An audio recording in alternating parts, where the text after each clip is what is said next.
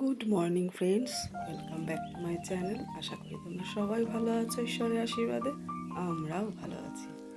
তোমরা আমার ভিডিও দেখে তোমাদের কেমন লাগছে একটা কমেন্ট করে অবশ্যই জানিও, আর ভিডিও শুরুতে প্রত্যেকে একটা দেখার সময় লাইক দিয়ে দিও। তো আজকে হলো শনিবার, সকাল থেকেই তোমাদের সাথে শেয়ার করছি রাত পর্যন্ত, তোমরা দেখতে থাকো। এখানটায় পরিষ্কার করেছি, আর এদিকে ফ্রিজের উপরে যে ঢাকনাটা ছিল সেটাও তুলে ধুতে দিয়ে দিয়েছি, মানে ধোবো, ওটা ভিজিয়ে দিয়েছি। আর ফ্রিজটা নিয়ে তো খুব চিন্তায় ছিলাম, মহা চিন্তা আমার, যেটা বিশেষ প্রয়োজন আমাদের প্রত্যেক গৃহিণীদের, তাই না? এখনকার দিনে ফ্রিজ না হলে খুব সমস্যা হয়ে যায়, তাই না? দীঘা থেকে ঘুরে আসার পরের দিন পর্যন্ত ভালো ছিল, তারপরের দিন হঠাৎ দেখছি ডোর মোটেও আটকাচ্ছে না, ফাঁকা থেকে যাচ্ছে, মানে রাবারটাই গন্ডগোল। তো দাদা ভাই ইউটিউব সার্চ করে দেখলো কীভাবে কী করতে হয়, সেই প্রসেসে করে দেখলাম যে আজকে আমার ফ্রিজ পুরো ঠিকঠাক। তো চলে এলাম রান্না করতে করতে ঘর মুছতে।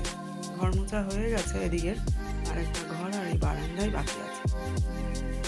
আমাদের গৃহিণীদের বিশেষ করে এক হাতে কত কিছু করতে হয় বলো, সকাল থেকে রাত পর্যন্ত। এই রান্নাঘরের কাজ, আবার জামা কাপড় কাচাকুচি, আবার ঘর গোছানো, পরিষ্কার করা। আসলে যত পরিষ্কার রাখা যায় ততই কিন্তু আমাদের হাইজিনটা ভালো থাকে। প্রত্যেকে আমাদের শুধু মনের যত্ন নিলে হয় না, শরীরের যত্ন, মনের যত্ন, দুটো পারস্পরিক অনেক সম্পর্ক আছে, জানো তো?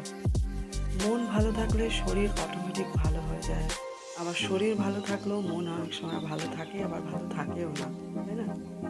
আমরা যদি মনটাকে ভালো রাখতে পারি, যে ফ্যামিলি মেম্বার যে কজনই হই না কেন, আমরা পরিবারের মধ্যে একটা বন্ধন, একটা ভালোবাসা থাকা খুব দরকার। এখানে স্যাক্রিফাইস খুব দরকার, বিশেষ করে গৃহিণীদের, তাই না? আমরা মেয়েরা কিন্তু জলের মতো, তাই না? যে পাত্রে ফেলে সেই পাত্রে আকার ধারণ করি, এটাই আমাদের জীবন, কিছু করার নেই। আমরা অনেকেই বলি দূর ভালো লাগে না, শ্বশুরবাড়িতে এসে এত দায়িত্ব, এত কর্তব্য, আমি তো শিখে আসিনি, করে আসিনি, কী করে করবো? কিন্তু আমরা কখন যে শিখে যাই নিজের অজান্তেই, আমরা কেউ জানি না, তাই না?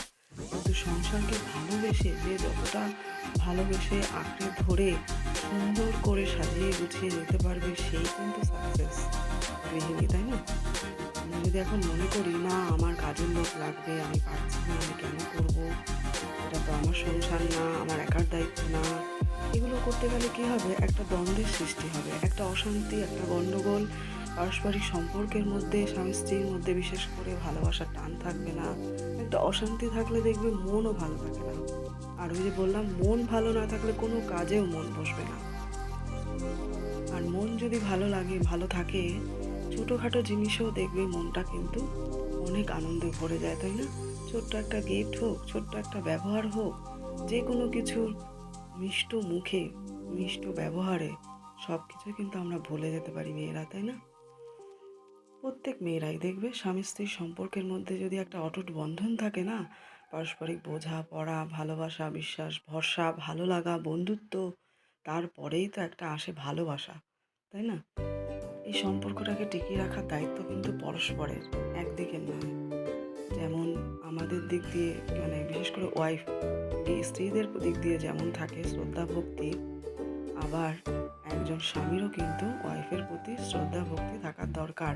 কারণ আমরা পরস্পরকে যদি শ্রদ্ধা ভক্তি করি, তবে আরেকজনও কিন্তু আমাদের সম্পর্কটাকে শ্রদ্ধা করবে, এমনকি তারা ভাববে যে না, এরকমভাবে চললে সংসার শান্তি বজায় থাকে, তাই না বলো?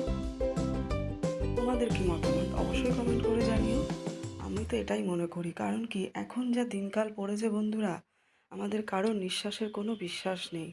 আমাদের দেখো, প্রত্যেক স্বামী স্ত্রীর সংসারে কিন্তু ছোটোখাটো রাগারাগি অশান্তি হয়, হয় না কেউ বলতে পারবে না।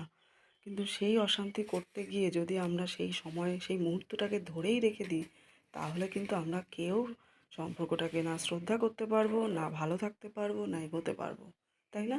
ইগোর লড়াই চলে আসলে তো কোনো দিনই শান্তি আসবে না, তাই না বলো?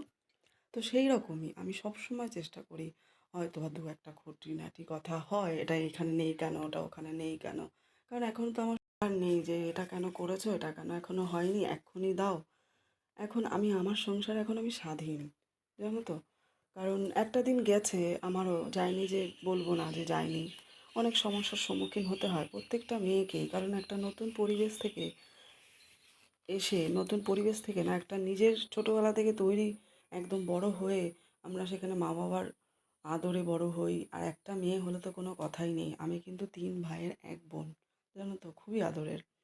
তো আমার মতো অনেকেই আছো তোমরা। এবার সেইখান থেকে নতুন একটা পরিবেশে যখন আমরা পড়ি, কে কেমন জানি না, কখন কীরকম কীভাবে চলে, কীভাবে বলে, কী খায়, কীভাবে রান্না করে, বাগেরা বাগেরা অনেক আছে বলো? তোমরাও নিশ্চয়ই জানো। তো সেইগুলো রপ্ত হতে হতে তাকে সময় দিতে হয় বলো। সময়টা যদি না পায় সে তাহলে কী করে অ্যাডজাস্ট করবে? সময় তাকে অবশ্যই দিতে হবে। আর আমি সময়ের মূল্য ভীষণ দিই। কারণ অধৈর্য হয়ে গেলে হবে না। সময়ের সাথে সাথে সব কিছু হয়। সময়ের গুরুত্ব দিতে হয়। আমি আমার ছেলেকেও বলি, তোমরা সময়ের গুরুত্ব দিতে শেখো। সময়ের কাজ সময়ে করো, দেখবে কোনো চাপ নেই, কোনো কষ্ট নেই, কোনো রকম ডিপোজিট হবে না। সময়ের সাথে সাথে চলতে শিখলে জীবনে সত্যি কোনো লক্ষ্য পৌঁছাতে বাধা সৃষ্টি হয় না। তো তোমরা এমনি করে আমাকে এত ভালোবাসা দিচ্ছ, আমি নতুন নতুন ভিডিও বানানোর জন্য সত্যি অনেক মোটিভেট হচ্ছে। তোমাদের সবাইকে অনেক থ্যাংক ইউ। এইভাবে তোমরা আমার পাশে থাকো, ভিডিও দেখে সাহায্য করো। আমার এখন বাড়ি একদমই ফাঁকা, কিন্তু তবুও আমি মনে করি না যে আমি কাজটা ফেলে রেখে ঘুরতে যাবো বা একটু গল্প করবো। আমি একদম পছন্দ করি না, জানো তো। এই একটা সমস্যা ছিল আমার শাশুড়ি মায়ের সাথে, যে আমি এক্সট্রা কথা বলতে একদম ভালোবাসতাম না। হ্যাঁ, কাউকে নিয়ে গল্প করা এ করা, হ্যাঁ আমি নিজেকে নিয়ে ব্যস্ত থাকতে ভালোবাসতাম সব সময়। কারণ নিজের কাজটা করে একটু তারপরে বসে গল্প করলাম, শাশুড়ির সাথে গল্প করতাম, চা খেতাম একসাথে বসে। সেই দিনগুলো এখনো খুব মিস করি। কিছু করার নেই, কিন্তু তাই বলে এই নয় যে ও কী করছে, ওর এটা আছে, আমার নেই, আমার একটু দরকার, এই সমস্ত আমার কোনো দিন ছিল না। ছোটোবেলা থেকেই আমরা 4 ভাই বোন একসাথে বড় হয়েছি। আর 4 ভাই বোন একসাথে বড় হওয়া মানে বাবা মার কতটা চাপ, এই চাপের স্ট্রাগল আমাদের ওপরেও এসেছে। সেই দিন পার করে তো আজকে এখানে অনেক ভালো আছে, অনেক ভালো আছে।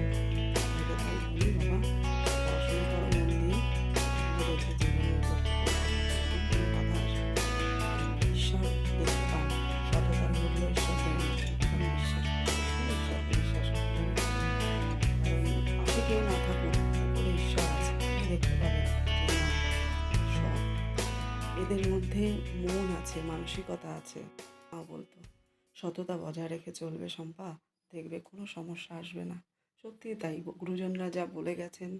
আমার বাবাও নেই, আমার মা আছেন, শ্বশুর শাশুড়িও নেই, এখন শুধু আমার মা আছেন আর দাদা বৌদিরা। যা ভাসুররা এখানে থাকেন না, তারা কলকাতায় থাকেন। আগে ছিল ত্রিপুরা, অনেক লং টাইম তারা বাইরে চাকরি সূত্রেই থাকে, বেড়াতে আসে। তবে আমাদের মধ্যে খুব গুডউইল সম্পর্ক, ভীষণ ভালো সম্পর্ক।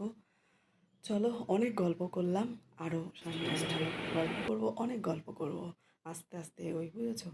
তো চলো, গল্প করতে করতে দেখো আমাদের সন্ধে গড়িয়ে চলে এসছে। অভিনব পড়তে গেছিলো, তোমরা দেখতেই পেলে। সারাদিন অনেক কাজ করলাম, জানো তো।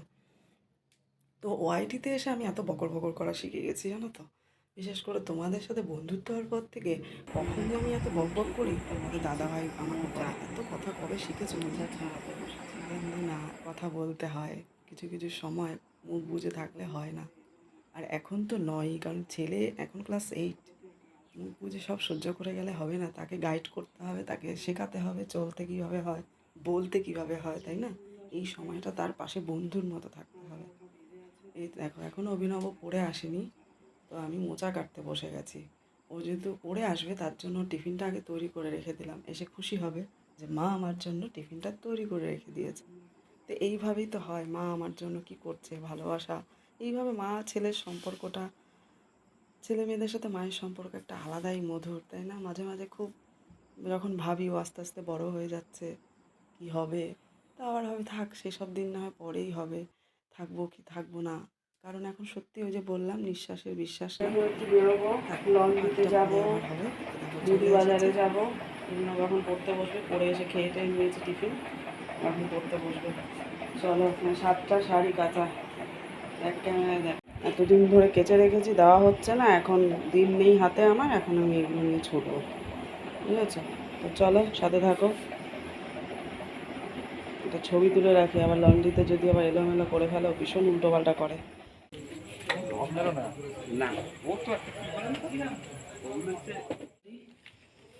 এই যা যা লাগে সব একসাথে একটার মধ্যে এগুলো পরে গুছাবো। চলো আমরা এখন রাতের ডিনার করব। এদিকে দেখো আম কেটে নিয়েছি, লেবুও কেটেছি। গন্ধরাজ লেবু দাদাভাই খেতে খুব ভালোবাসে, আর ভাত খাওয়ার পর আম খেতে তো আমি ভীষণ ভালোবাসি, দাদাভাইও। অভিনবও খেতে ভালোবাসে না। খারকুল বাটা আর মাছ, ডাল, আলু মাখা এগুলো তো সব রয়েছেই। দাদাভাইকে একটা ডিম পোচ করে দিলাম, কারণ তোমাদের তো আগেও বলেছি দাদাভাই মাছ খায় না। এটা একটা ভীষণ মাথায় হেডেক থেকে যায় আমার রান্নাঘরে গেলেই, কারণ ছেলেদের খাওয়া দাওয়াটা তো বিশেষ করে দেখার দায়িত্ব আমাদের, তাই না? তো যাই হোক, চলো আমরা খেয়ে নিই। আমার রান্নাঘরে ফ্যানটা এত আওয়াজ, যার জন্য সাউন্ড রিমুভ করে আবার দিতে লাগলো, জানো তো। ভালো লাগলে অবশ্যই লাইক শেয়ার কমেন্ট করো, পাশে থেকেও এইভাবে এগিয়ে নিয়ে যেও আমাকে। তোমরা সবাই ভালো থেকো, টাটা।